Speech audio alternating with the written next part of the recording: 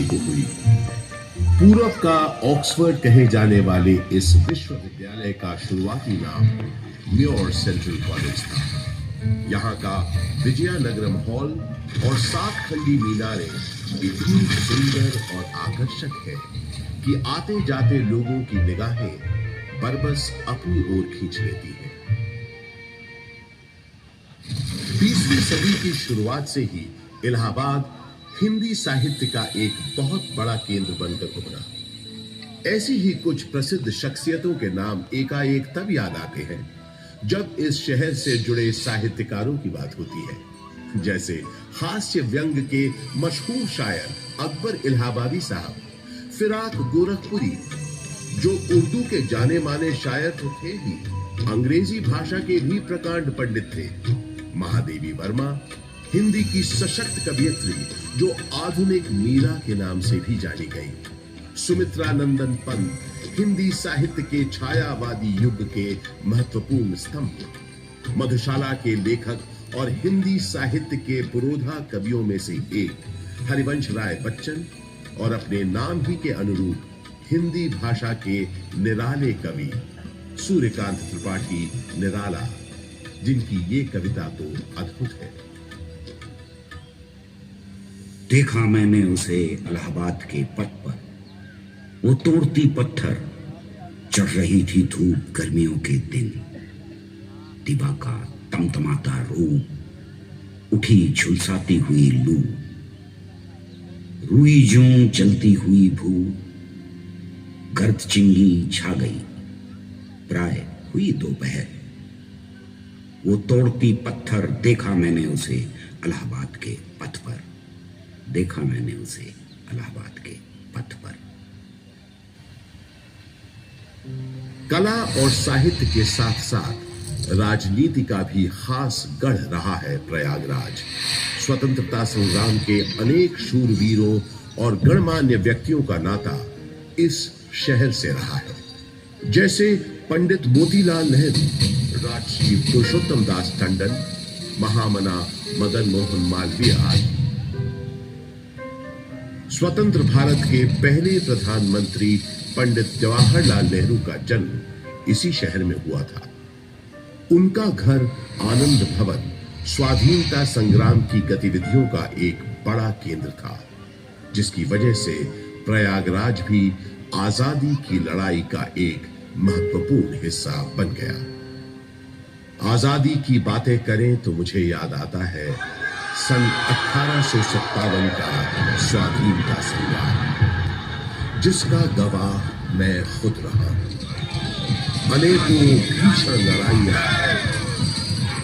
एक बार तो मुझे लगा था कि बस हमें विदेशी हुकूमत से छुटकारा मिल ही गया, लेकिन इसे बदकिस्मती कहें कि अंत में बाजी पलट गई।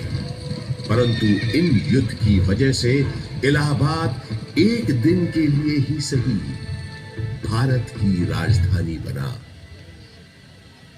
वो दिन था 1 नवंबर 1858। उस दिन प्रयागराज के मिंटो पार्क में एक शाही दरबार लगा था, जिसमें लॉर्ड कैनिंग ने महारानी विक्टोरिया का महत्वपूर्ण घोषणा पत्र पढ़ा।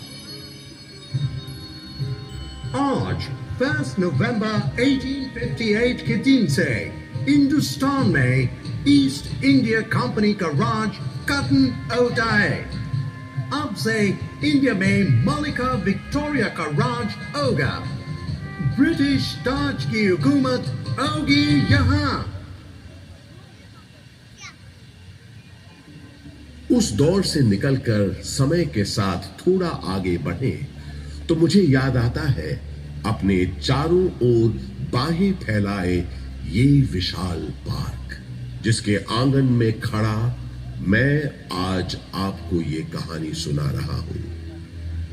बात सन 1870 की है, जब एडिनबर्ग के ड्यूक एल्फ्रेड साहब इलाहाबाद आए थे। उन्होंने यहां आकर 133 एकड़ के इस बड़े से भूखंड पर एक विशाल पार्क का शिलान्यास किया था।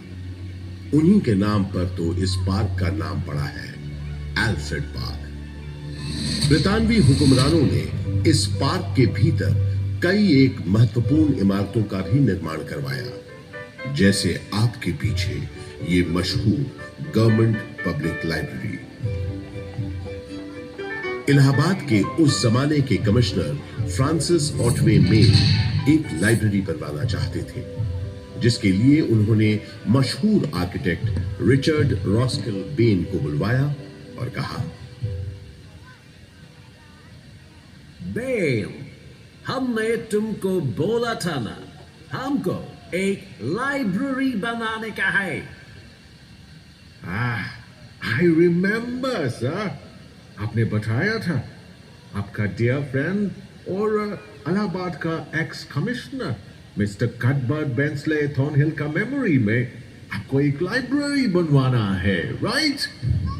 यस, थॉर्नहिल खुद एक बहुत काबिल टाउन प्लानर था। आधा इलाहाबाद उसी ने प्लान किया है। ये लाइब्रेरी उसकी मेमोरी को बिफिटिंग ट्रिब्यूट होना चाहिए। ओह, आप बिल्कुल बेफिक्र रहें सर। मेरा दिमाग में स्कॉटिश बैरोनियल रिवाइवल स्टाइल की एक ब्यूटीफुल बिल्डिंग का प्लान है, जो एकदम परफेक्ट होगा ट्रिब्यूट देने के लिए।